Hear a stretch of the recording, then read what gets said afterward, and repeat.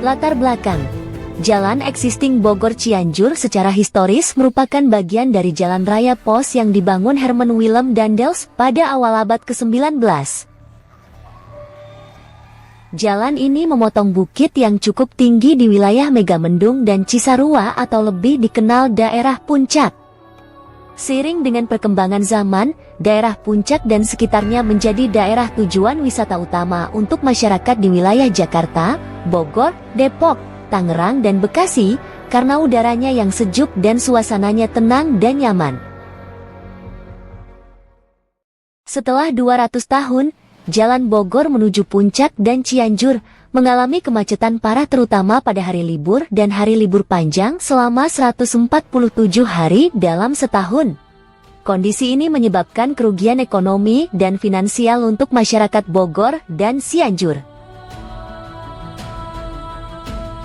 Volume lalu lintas pada koridor Jalan Bogor Puncak Cianjur terdata sebanyak 110.000 kendaraan per hari pada hari libur dan libur panjang, sedangkan kapasitas jalan level F service masih di bawah 50.000 kendaraan per hari.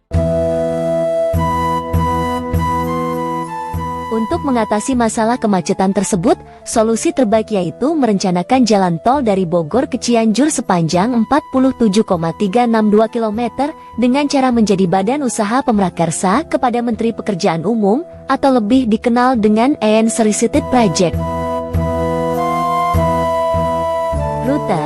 Rute jalan tol Bogor Cianjur sepanjang 47,362 km dimulai dari Junction Sentul Jalan Tol Jagorawi, Bogor dan berakhir di Simpang Susun Cianjur Jalan Tol Sukabumi Ciranjang. Kontur tanah pada rute ini bervariasi antara lain, tanah datar berada di wilayah Sentul, tanah perbukitan berada pada wilayah Cipayung, Megamendung, dan Cipanas, dengan ketinggian lokasi mulai 164 mdpl sampai dengan 1517 mdpl. Rute jalan tol ini akan memotong jalan existing sebanyak 76 buah, sungai sepanjang 1 km atau 15 buah, dan simpang susun sebanyak 8 buah. Jalan tol ini juga akan melewati tanah datar sekitar 13 km, membuat terowongan sepanjang 1,6 km dan melewati bukit sepanjang 32 km.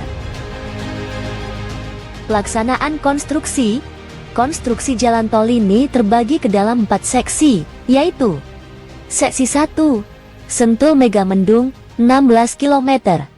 Seksi 2, Megamendung Cipanas, 14 km. Seksi 3, Cipanas Cugenang, 10 km.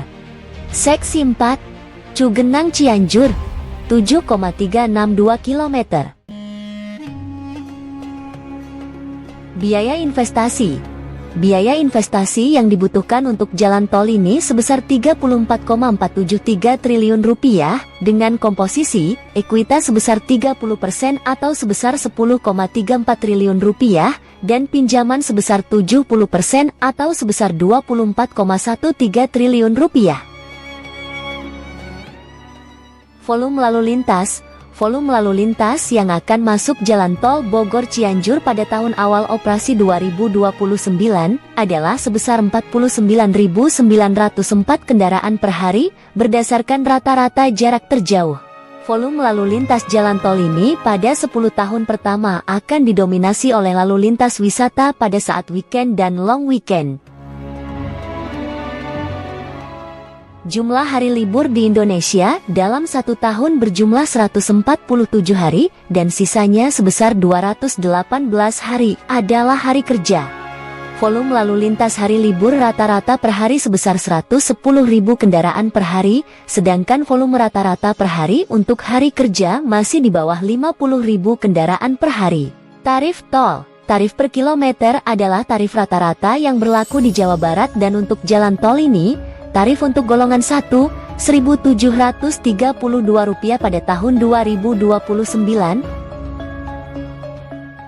Untuk kenaikan tarif 7% setiap 2 tahun mengacu kepada besaran inflasi nasional tahun yang bersangkutan.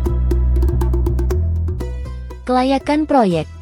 Masa konsesi 40-50 tahun. Masa pembebasan tanah 1,5 tahun. Masa konstruksi 2 tahun. IRR 13,22%. NPV 99,93 triliun rupiah. WACC 7,31%. PI ke 3,76. Payback period 13 tahun, 5 bulan.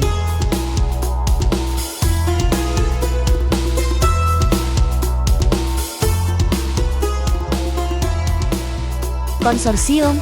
Perusahaan konsorsium yang akan mengajukan prakarsa Jalan Tol Bogor Cianjur adalah: pertama, perusahaan asing sebagai pemimpin konsorsium penyedia dana utama dengan saham mayoritas. Kedua, perusahaan milik negara atau swasta Indonesia sebagai anggota konsorsium sebagai perusahaan yang memiliki pengalaman dalam bidang pengelolaan jalan tol di Indonesia dan menguasai manajemen pengadaan tanah, manajemen konstruksi, manajemen operasional dan pemeliharaan, memiliki saham proporsional.